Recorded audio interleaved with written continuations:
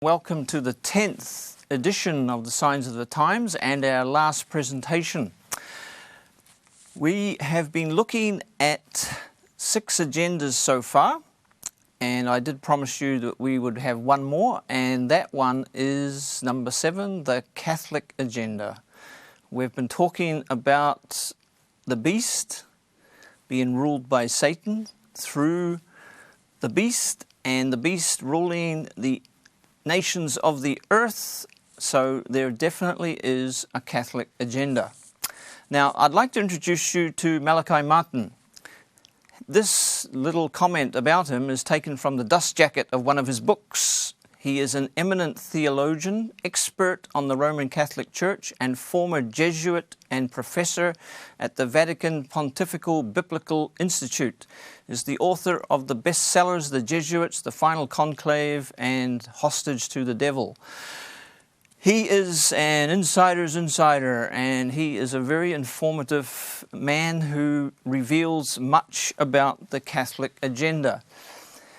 He wrote a book about the Jesuits. He was a Jesuit himself. He left under strange circumstances. He was released from his vows, apparently. But he's been a prolific author about all things Catholic.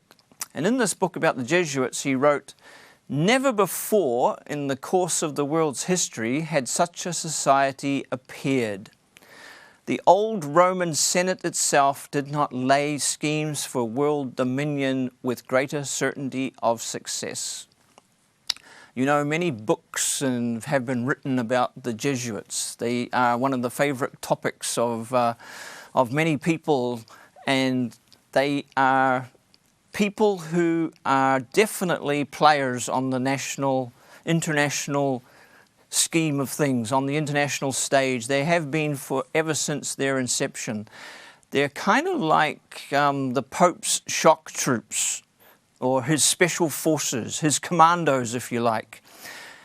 Napoleon had an interesting comment about them. He said they're not a religious order, they are a military order. They have a general over them, and they act like the military secret forces of the Vatican.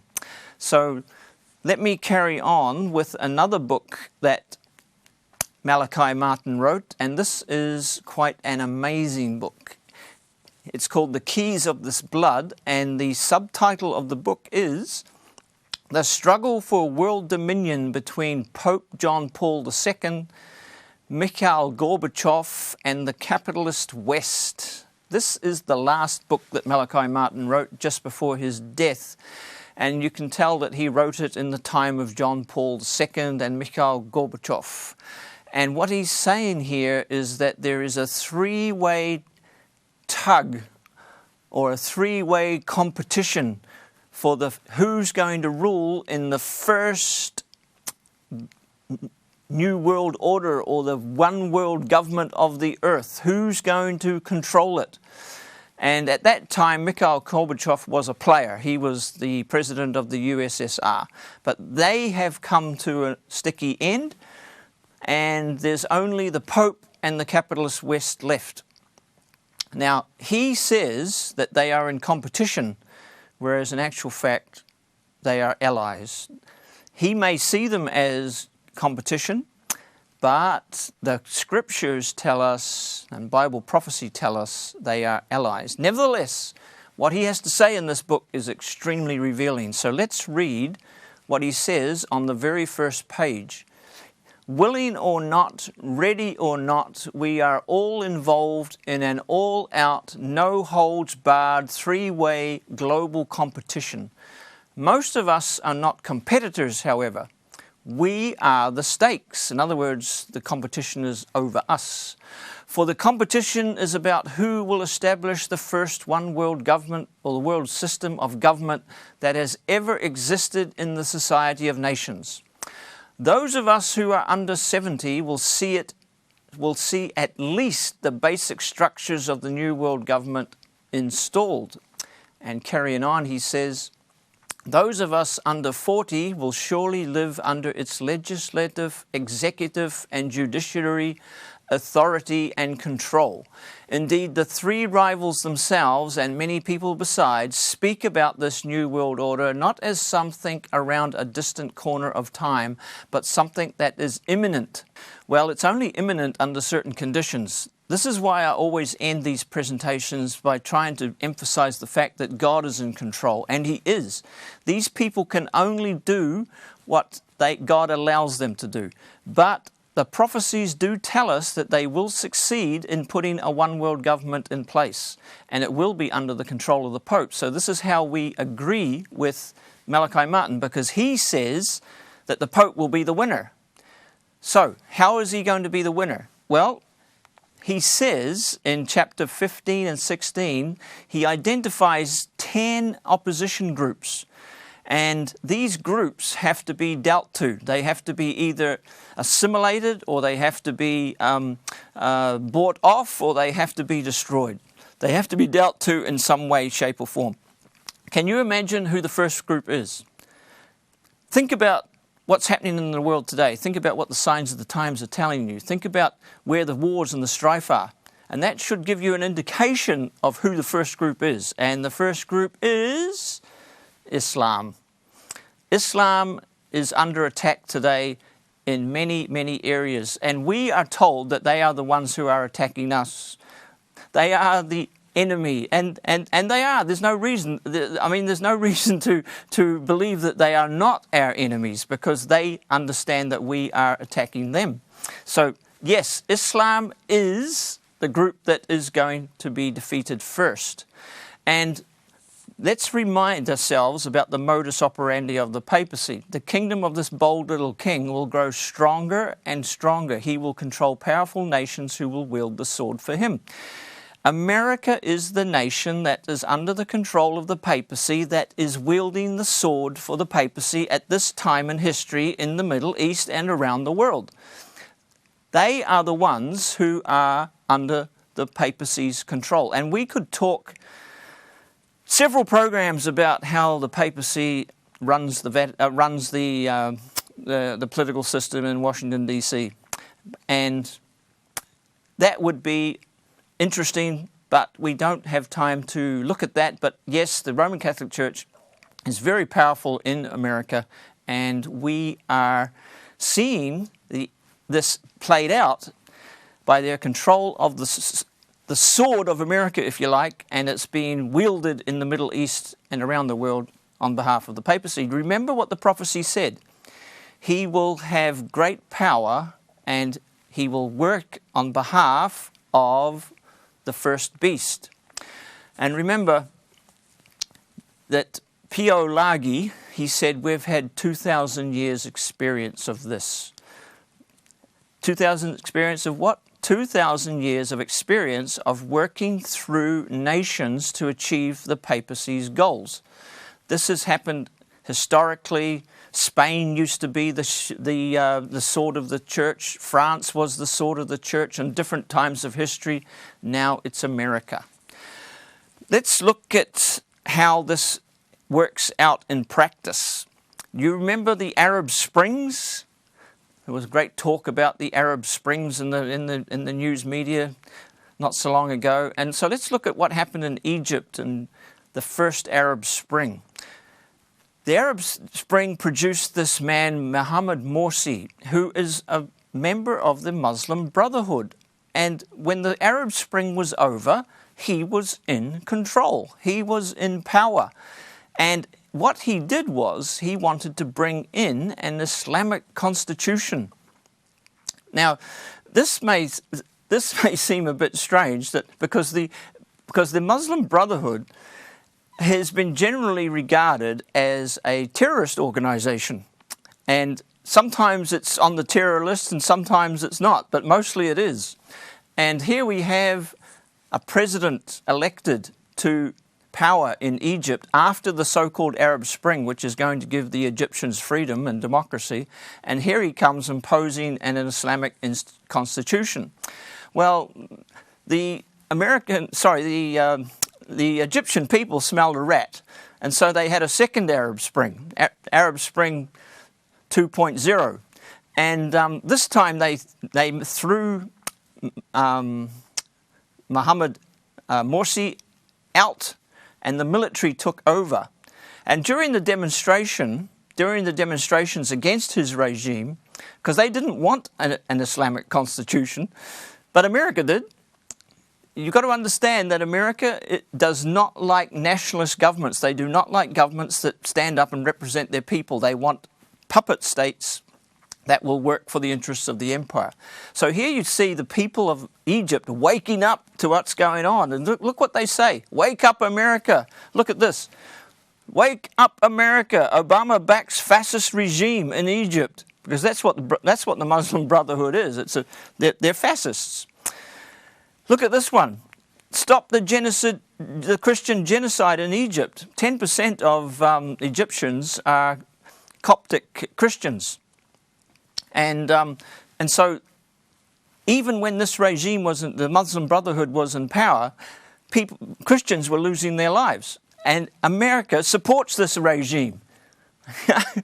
So there's another one here that says, from Tahrir Square to the US media and Muslim Brotherhood. In other words, he's saying Tahrir Square was a symbol of freedom. It was a symbol of people desiring freedom and democracy. But what did they get?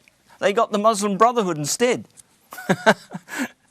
Obama and Patterson support terrorism in Egypt. Patterson is the American ambassador to Egypt. Obama supports terrorism. Barack Hussein Obama, you killed the Arab Spring. They killed it by putting this regime in power, this US puppet regime. Look what this woman says. History will record that the first US African-American president led Egypt to a civil war by supporting a bunch of highly incompetent terrorists.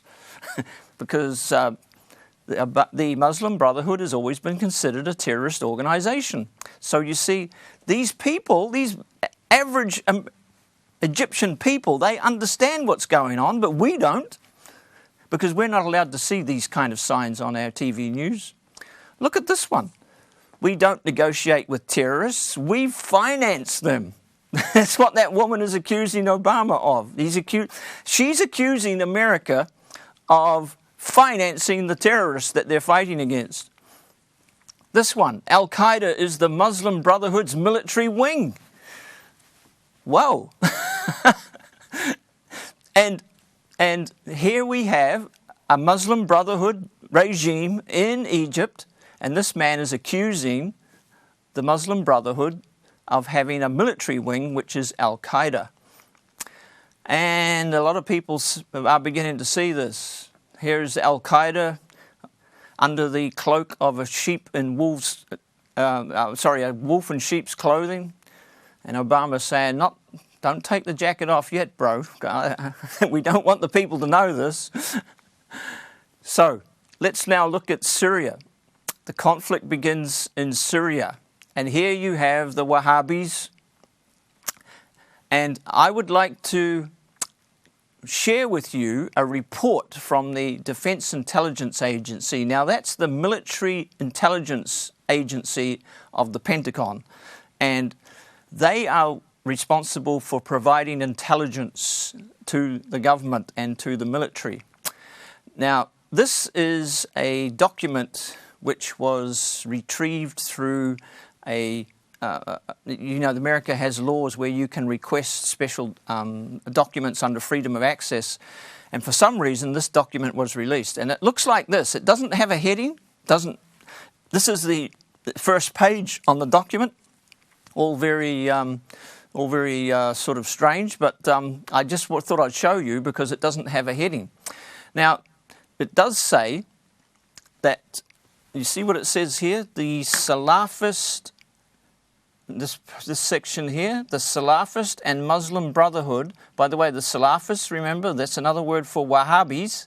The Salafist and Muslim Brotherhood and Al-Qaeda in Iraq, that's what IQI means, are the major forces driving the insurgency in Syria. I don't know whether you remember it, but the US government always used to try and say, we are only supporting moderate terrorists, or the moderate anti-Assad groups. But no, there's never been such a force as a moderate anti-Assad. These people are jihadis, they are Wahhabis.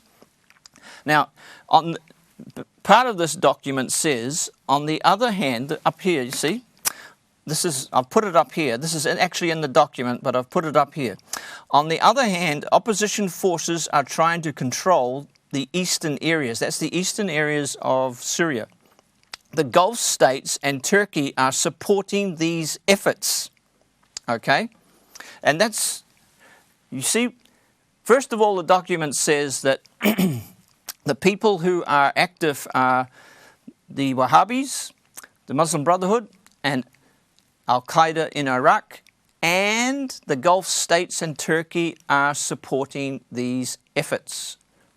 Okay? So they also say, if the situation unravels, there is the possibility of establishing a declared or undeclared Salafist, that's Wahhabi, principality in eastern Syria, and this is exactly what the supporting powers want. In other words, they want a terrorist Wahhabi control of eastern Syria. And that's what they are working for. And the people who are working for this are Saudi Arabia, Turkey, and Qatar. They are the main supporters of these people. So here you see, this is in the black there, the Islamic State's claimed caliphate. You may remember they established their own caliphate, which means a Muslim ruling area. And it says, this document says, this is exactly what Qatar, Turkey, and Saudi Arabia wanted. So you see, we're not being told the full story when it comes to the Middle East. We are told that we're in there fighting for freedom and democracy and all the rest of it. That's just spin. They are in there fighting to establish their own agendas, and in the background all the time is the Catholic Church looking on as the Muslims, the Islamists, destroy each other. Now, isn't that a wonderful way to obtain supremacy over an enemy? If you get the enemy to fight each other. And that's exactly what's going on in the Middle East. You remember the poison gas attack that was done against, supposedly the Assad regime did it to their own people. This is what happened on Syria 21st, in Syria, August 21st, 2013. But the true story of the gas attack against the civilian population comes out when the UN sent an investigator to find out what really happened. And this woman's name is Del Ponte. And by the way, she's been a very good investigator for the UN in the past. And she's been in, for example, in Bosnia when those terrible things were going on there. So she's got a lot of experience. Anyway, she says that after investigating it, she says that the Syrian rebels were the ones who were responsible, and they were trying to blame it on Assad. Now, this article here says that the US backed this plan to launch chemical weapons attacks on Syria and blame it on Assad's regime. Look what it says down here. It says the idea here, the idea is approved by Washington.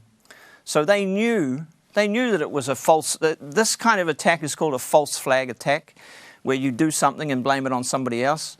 And it's something that governments use all the time. Hitler used it often. And this was just a typical false flag. And Washington knew it was a false flag, but nevertheless they go along with it and they blame the Syrian regime, when in actual fact it was the jihadis. Now the reason why Syria hasn't fallen over yet is because of the intervention of Putin. He actually went to the Syrian government and said, "Look, get rid of all your chemical weapons, and then the Americans will have no excuse to attack you." And he did. Assad got rid of all of his weapons, and Putin has been involved heavily with defending Syria, and that's one of the reasons why Syria hasn't fallen over yet. So you see, the Syrians are very dependent on Russia, and they are resisting the empire, and they've been successful so far. We don't know what's going to happen in the future, but it's still going on. It started in 2011, and we're now 4 years later.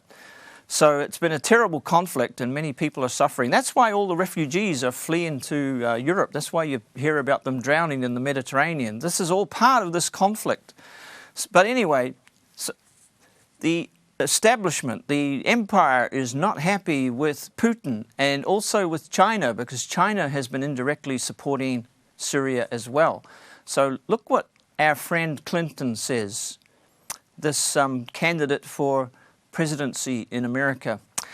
She says, she's telling a group called the Friends of Syria, which are an opposition group to Assad, Russia and China will pay the price. Wow. So the empire is now angry with Russia and China. Well, they were never friends to start with, but now they're even more angry because of their interference in the Middle East and Syria in particular. So the scene now moves to Ukraine. You may remember recently there's been all sorts of ruckus and turmoil in this part of the world. And here we have the Ukrainian president, Viktor Yanukovych, who was democratically elected. And then the issue came up about whether Ukraine would join the EU or not. And this dispute is over the geopolitical significance of the Ukraine. If the EU wins, Russia will have the EU and NATO right on its border. And Russia will really not like that and will do anything to stop it happening. If we could use an analogy for a minute, you think about what would happen if a foreign country like Russia or China put missiles into Mexico and aimed them at the heart of the USA. Do you think America would be happy about that? Do you think America might do something about that? Of course they would. They wouldn't allow that for an instance. So, I mean, do you remember when Russia tried to do it in Cuba, and that produced the Cuban crisis? America would never allow a foreign hostile nation to place missiles on its border. But this is exactly what Russia is faced with. This is what America expects Russia to put up with. But Russia will not allow that. That's why we have a crisis at the moment in Ukraine. So Yanukovych refuses to join the European Union and the protests start. What happened was, when Yanukovych read the fine print of the agreement that he was supposed to sign with the EU, he said, no thanks, I can get a better deal from Russia. Well, that wasn't allowed. And when he said no to joining the EU, that's when all hell broke loose. Now, let me just explain to you what an agent provocateur is, because this is the person who initiates the coups. Down below here it says, an agent provocateur is French for inciting agent, is an undercover agent who acts to entice another person to commit an illegal or rash act or falsely implicate them in partaking in an illegal act. And up the top there it says, we are agent provocateurs. We are hired by your government or police force to create violence at a peaceful protest to give the police justifiable cause to use force. So, here you have agent provocateurs in action in Ukraine. This is what we call the Maidan protests, because it took place on the Maidan Square in the capital city of Kiev. This is agent provocateurs in action. And once again, in agent provocateurs in action, what they are trying to do is to provoke the police to attack them.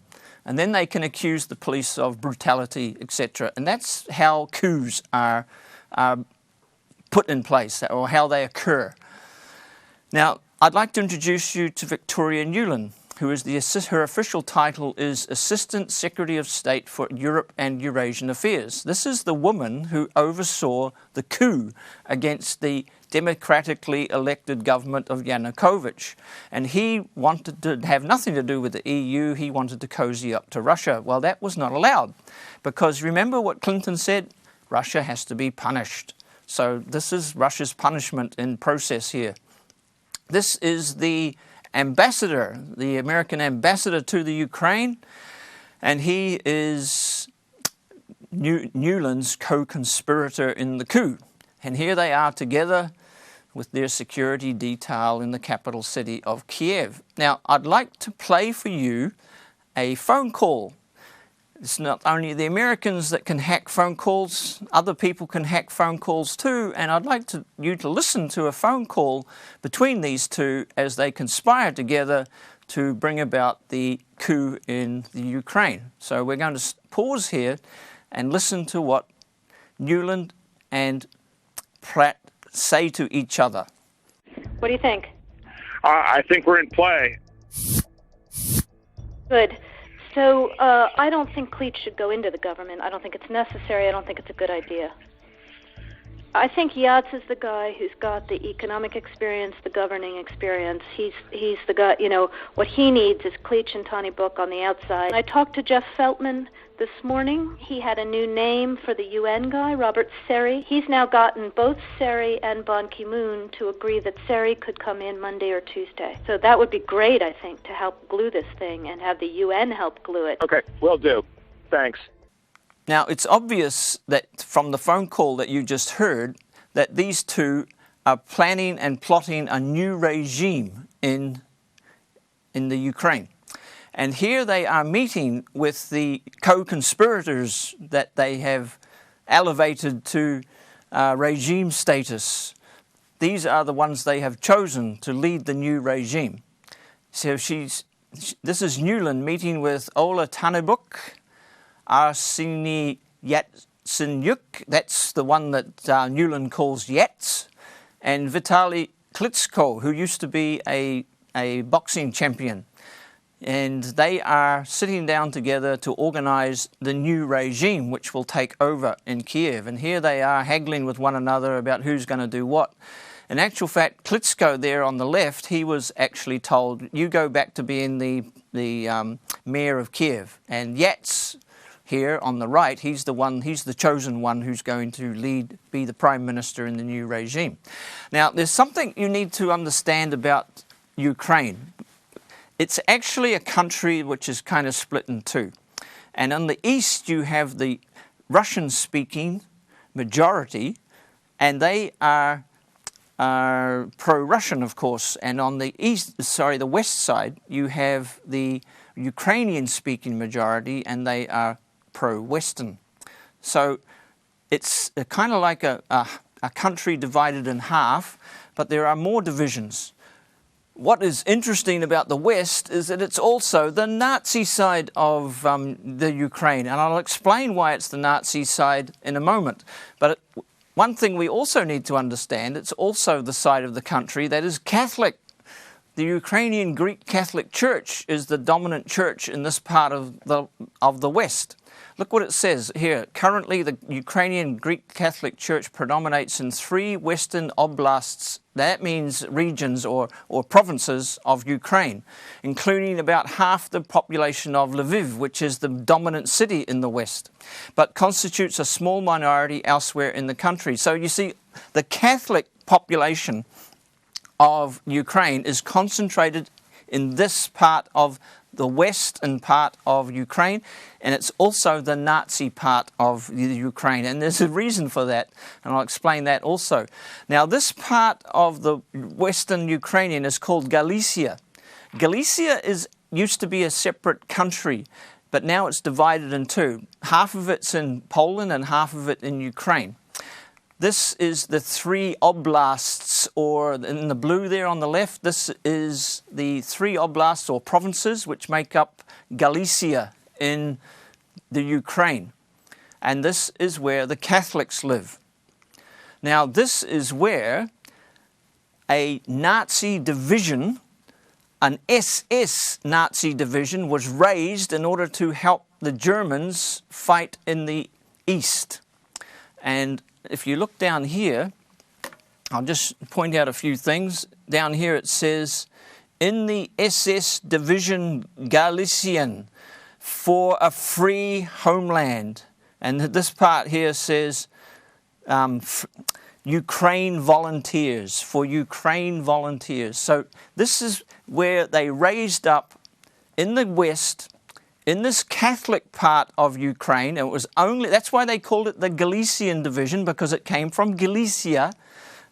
And these people who fought for the Nazis, about 60,000 strong, they were Catholics. And they attacked their own Ukrainian neighbors because there was a very active partisan group who were actually supporting the Russians. And these people in this division were used to combat the partisans. In other words, they were fighting against their own people. And you can see up here the Nazi flag. You can see here the name Galician as they march through the streets. The Nazi flag is closely associated with this symbol here, which is the logo of the Galician Division. And I'll show you a few more. Look what we have here. Here's Hitler, and here's the logo of the Galician Division. Here's a soldier with the Galician Division sign down here as well, and here as well, all over the place. It's very prominent. And here you have the people marching in the streets supporting the Nazis. Here you have the Wolfsangel, which is the symbol of the SS. Here you have the Galician Division symbol. And down here you have a modern parade through the same area. They're all carrying the same symbol. And yet again, you have another one.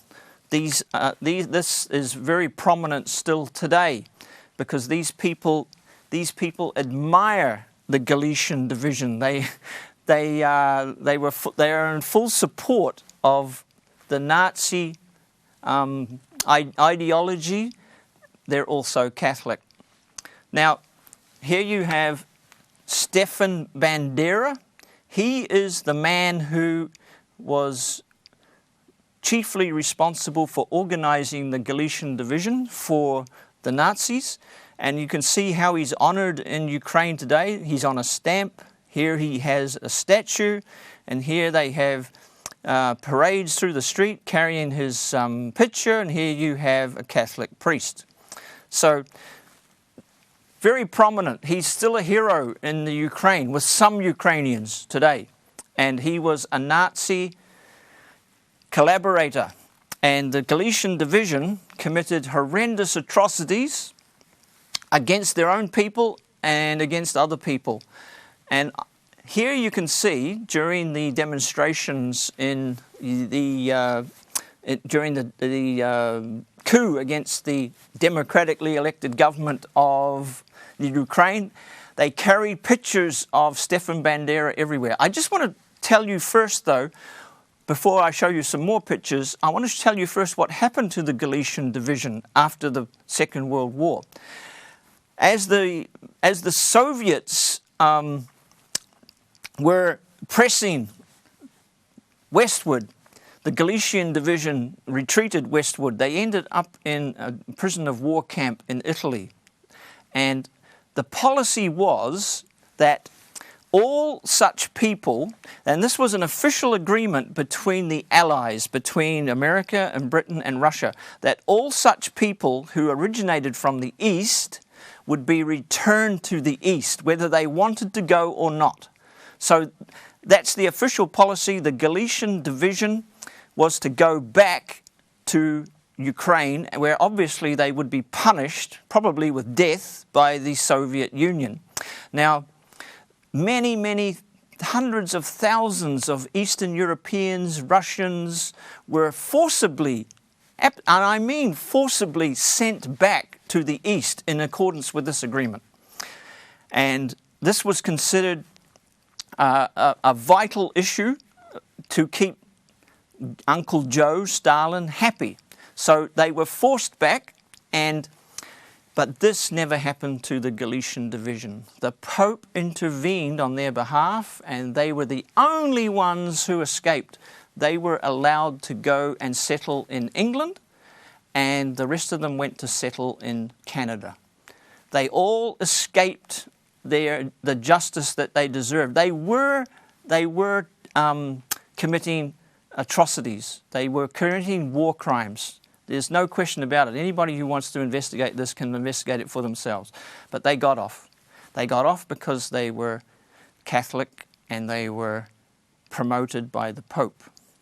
So that's the history of the Galatian. But here you have the man who's responsible. Up here on the screen here, you have this man who's responsible for forming the Galatian SS division, and he's still a hero in Ukraine today. Look, everywhere you see these people demonstrating against the democratically elected government, you see Stefan Bandera. They carry him around like a saint. Everywhere you see him. Everywhere.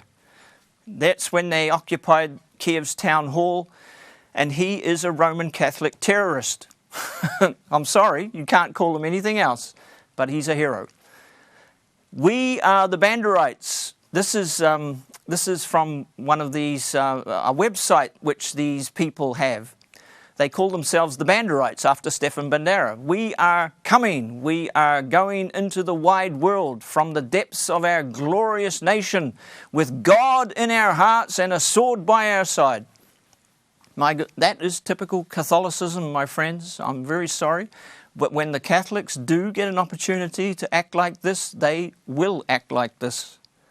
And I know it may sound shocking and even uncivilized. We're supposed to live in a civilized era, but no, the Catholic Church used to have control of the world and they want it back. And they're working hard to get it. Do you remember Pope Paul II, he said, we are building up the church again in the world. And this is how they do it. I'm serious. They use violence. Okay? Now, the Right Sector is a Ukrainian nationalist political party that originated in November 2013 as a paramilitary confederation at the Euromaidan protests in Kiev, where its street fighters led counterattacks against riot police. These people are Nazis. Look, this is the Right Sector Azov Battalion, proudly showing the Nazi insignia. They have Nazi insignias on their helmets. They have Nazi insignias, propaganda all over the parts of Ukraine that they control. That's Stefan Bandera again there. This is Ole Tanibuk, leader of the Svoboda Party.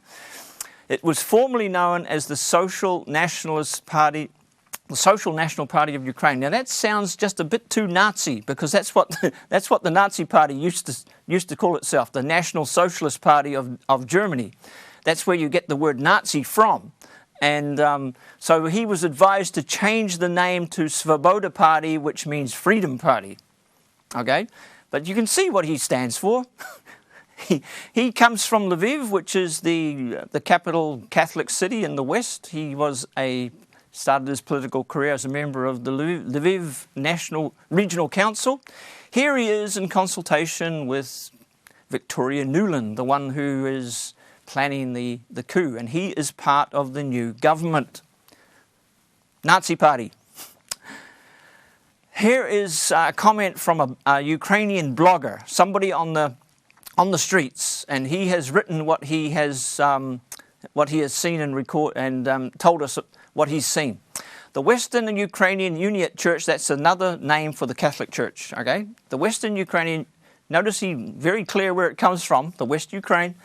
Uniate Church is one of the most effective instruments in the hands of neo-Nazis for recruiting and brainwashing people. It actively participated in the revolution in Kiev.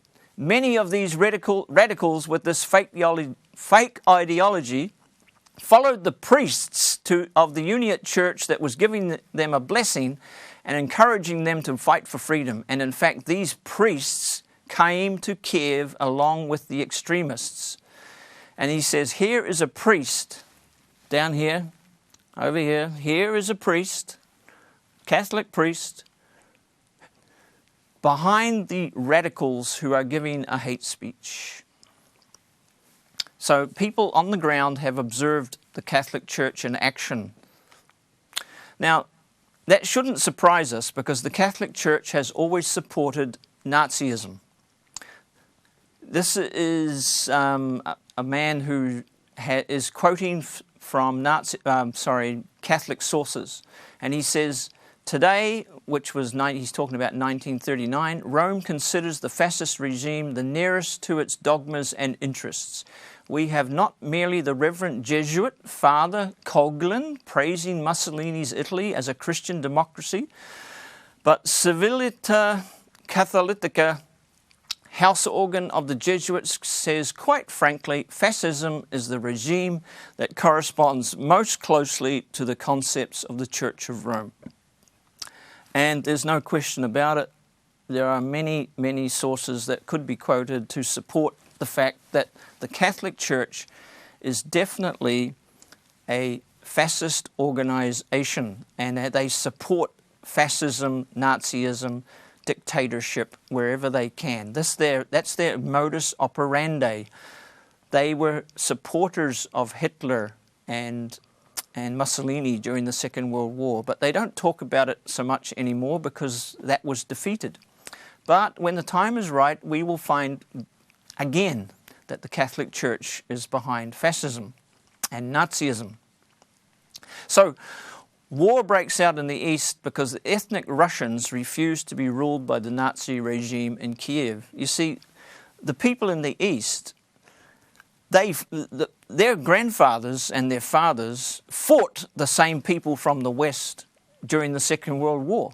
They know what's going on. They know what they're faced with, and they're simply not going to knuckle under and be ruled by these people. So that's why they took up arms, and in their own defense, really, because these Nazis are Russian-hating people. So, will the Catholic Church rule the world? We're coming to the end of our last presentation, and we need to look at some of the issues here. Now, what George Orwell tells us in his book 1984, which is kind of like what we're living through now, he says the war is not meant to be won, it is meant to be continuous. And the reason it's meant to be continuous is that this means that the people can be galvanized to act in a certain way because there's always a war going on. When there's a war going on, people feel insecure and they will follow their leaders and they will do what is required of them. But secondly, when there's a continuous war, that means that there's continuous destruction. And the war will go on in the Middle East until the Islamists are destroyed, or at least until they knuckle down and bow down and worship the Pope. That's why the war in the Middle East is going on at the moment, and it will continue to go on until the Catholic agenda has achieved its goals. And then they will move on to the second group that is on the list that Malachi Martin gave us. And the first people on that list are Seventh-day Adventists, along with other groups, churches who believe in the Bible. They are the second group to be removed and eliminated. So, prophecy tells us all the world wondered after the beast.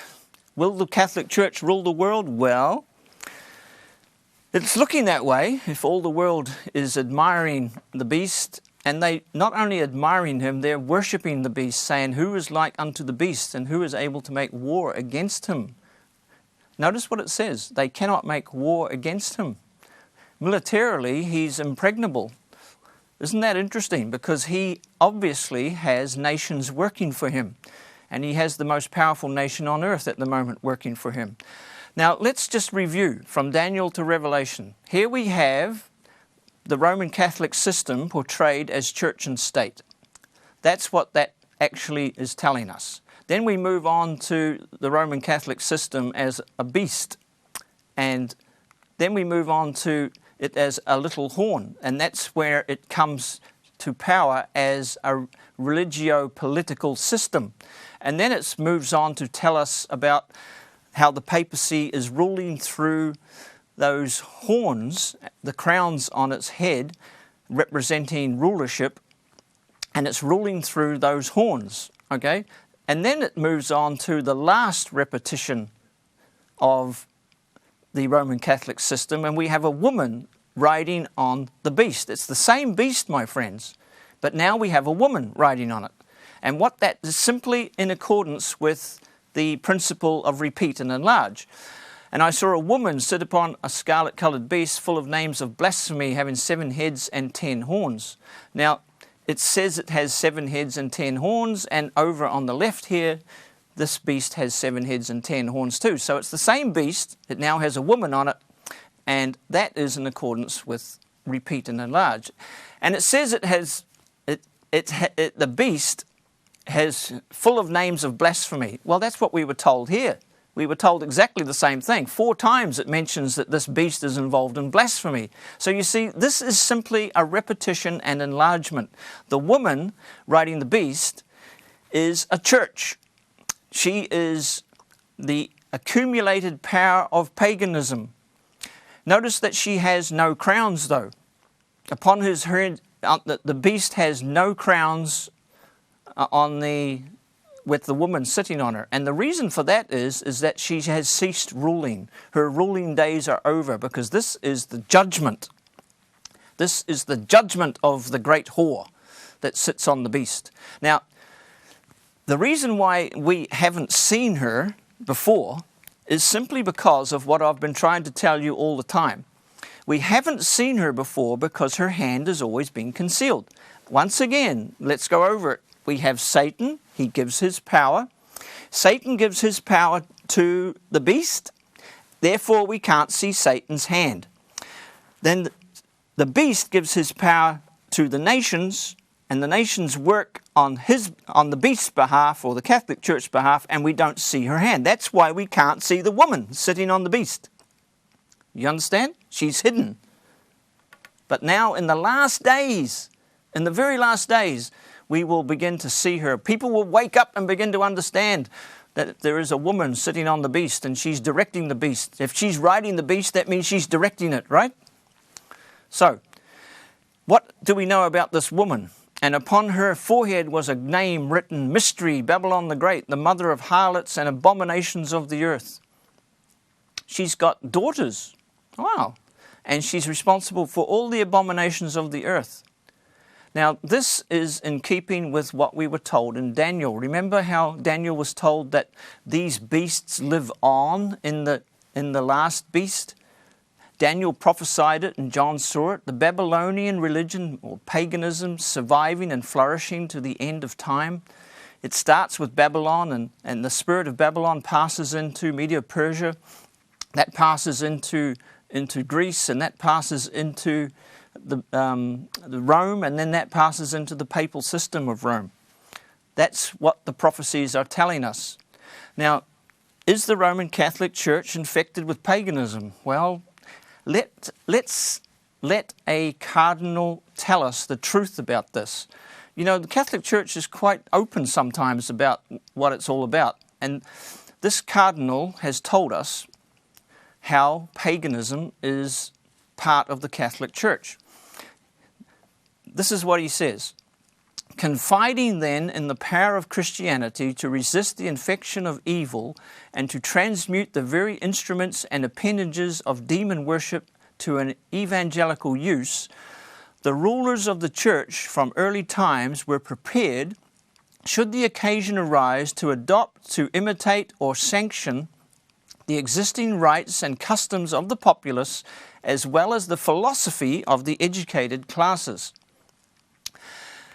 We are told in various ways by Eusebius, he's an historian who lived at that time, that Constantine, he was the first Roman emperor to become a Christian, in order to recommend the new religion to the heathen, transferred into it the outward ornaments to which they had been accustomed in their own. It is not necessary to go into a subject which the diligence of Protestant writers has made familiar to most of us. Well, unfortunately, it's not familiar to most of us anymore. Then he goes on to say what came in from paganism into the church. The use of temples, and these dedicated to particular saints and ornamented on occasions with branches of trees, incense, lamps and candles, votive offerings, on recovery from illness, holy water asylums, holy days and seasons, use of calendars, processions, blessings on the fields, sacerdotal vestments, the tonsure and the ring in marriage, turning to the east, images at a later date, perhaps the ecclesiastical chant and the Kyrie eleison are all of pagan origin and sanctified by their adoption into the church. Basically, what he's saying here is that yes, we took everything from paganism, but it's okay because as it came into the church, we blessed it and we made it Catholic. And now it's become part of us. And my friends, this is what prophecy is telling us. The Roman Catholic Church is simply an extension of paganism.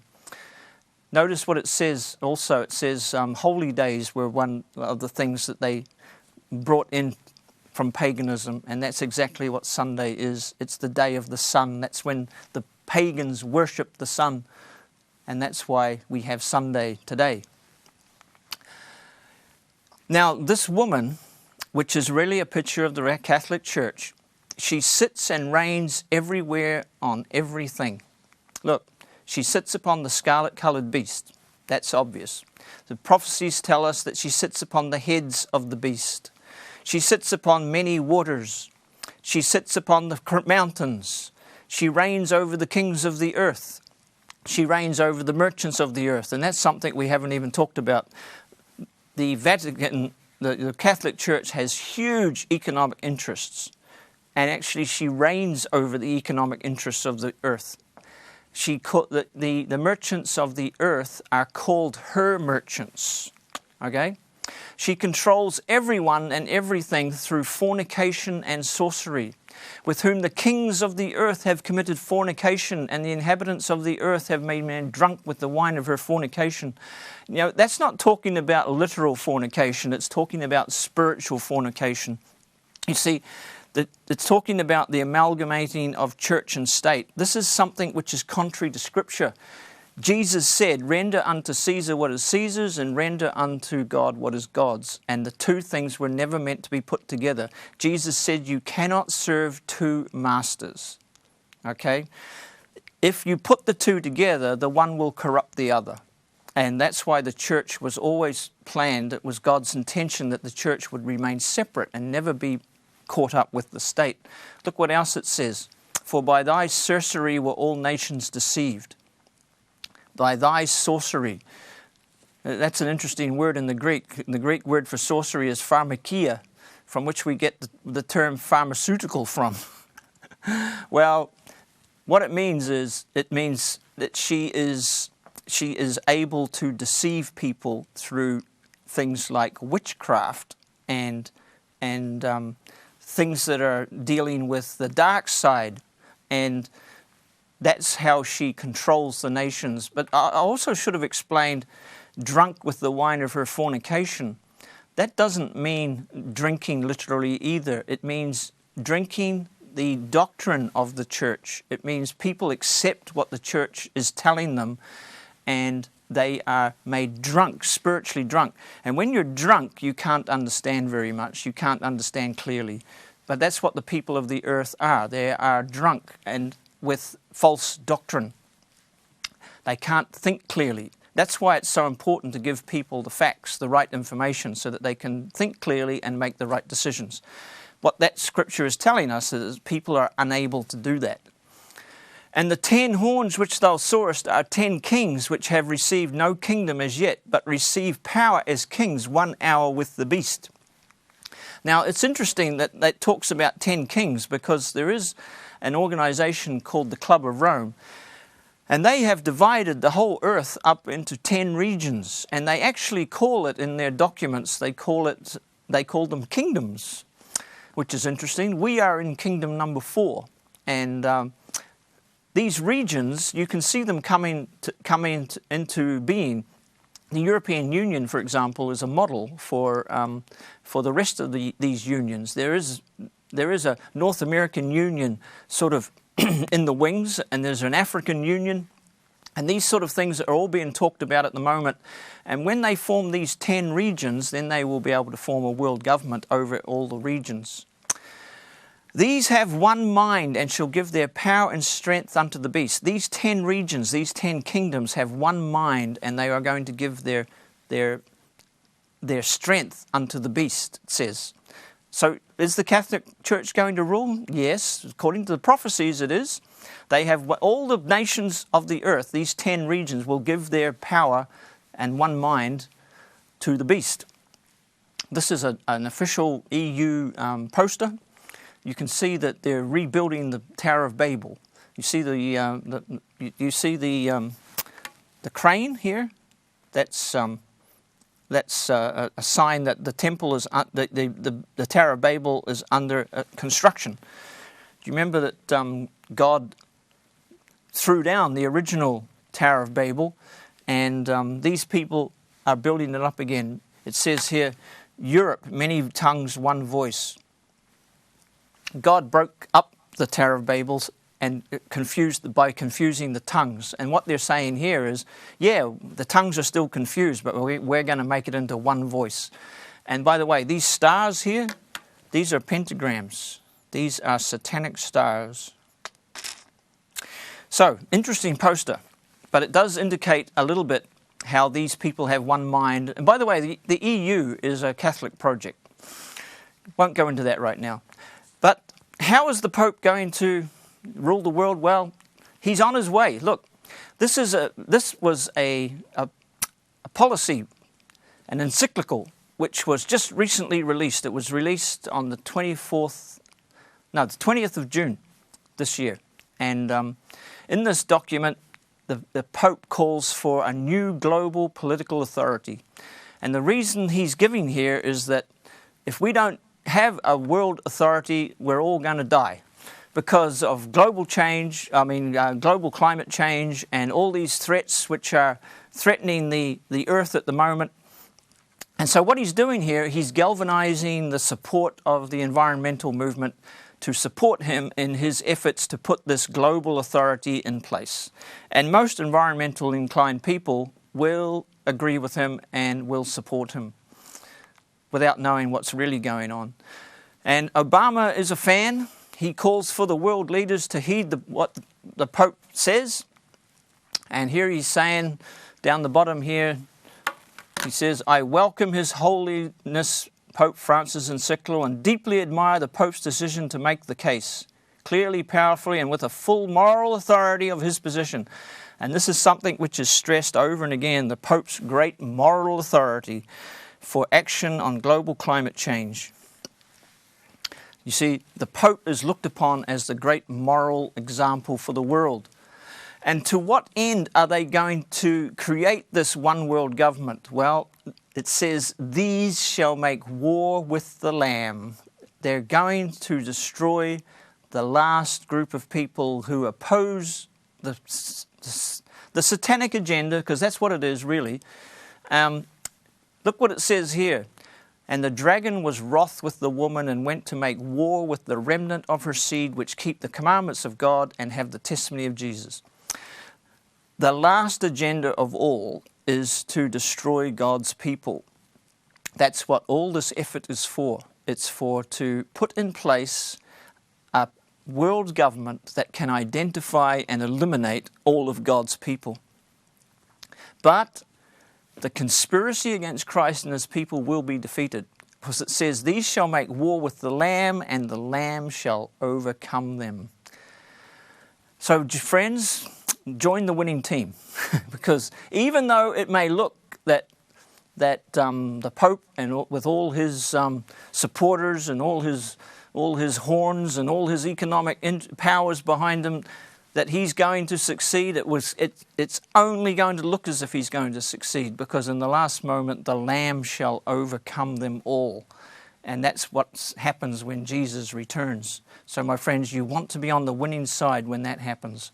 You don't want to be confused about this, and you don't want to join the wrong team.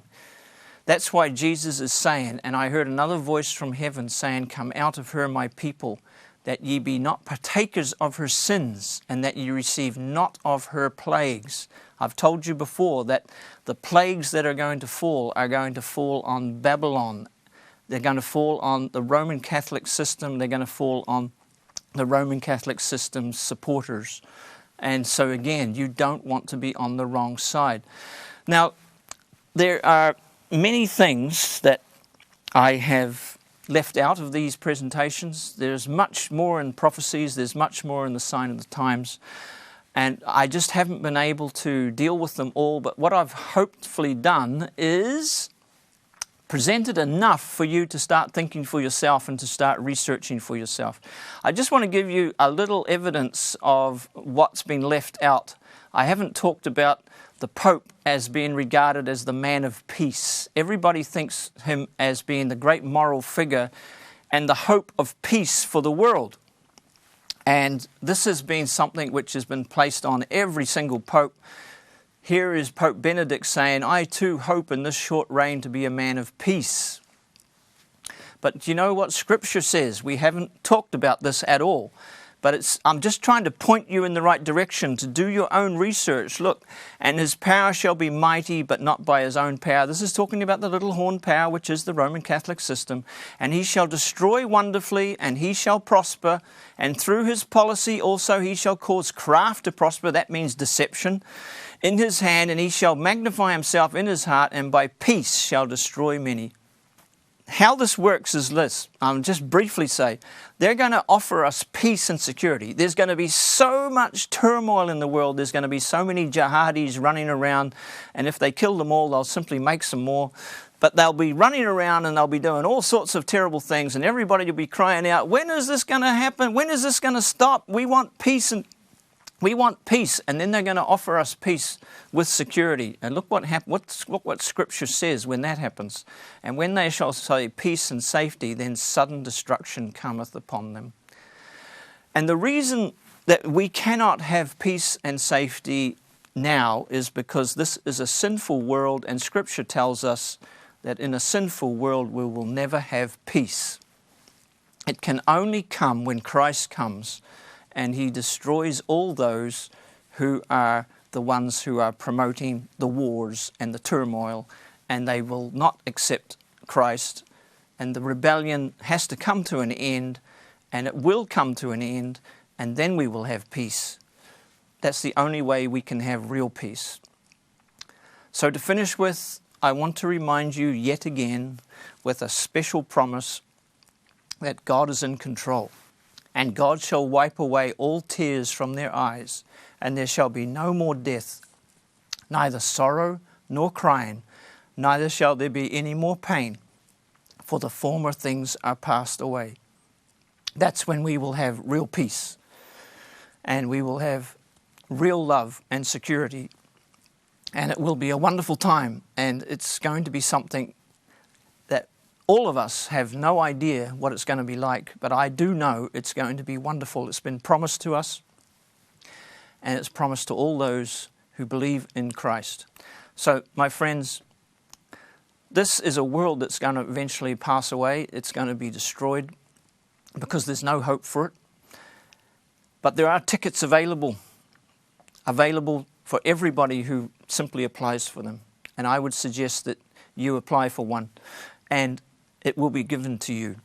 And I want to encourage you as we finish here to do your own research, study for yourselves, and I think you'll find that what I'm telling you here is true. I know it's painful, I know it's challenging, and I know it's not very easy to accept, especially for people who are involved with it.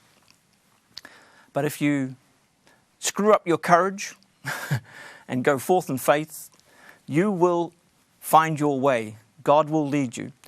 And as you consider doing research and trying to find the truth of these matters, I would suggest you get this book and compare it to the Bible. It's a book that I've talked about before. It's a book which I honor very greatly. It's assisted me immensely in understanding these things. And please get in touch with us and order it. So it's been a pleasure presenting these things for you. Adieu. May God bless you on your journey, and may you allow the Son of God to set you free. God bless you. Amen.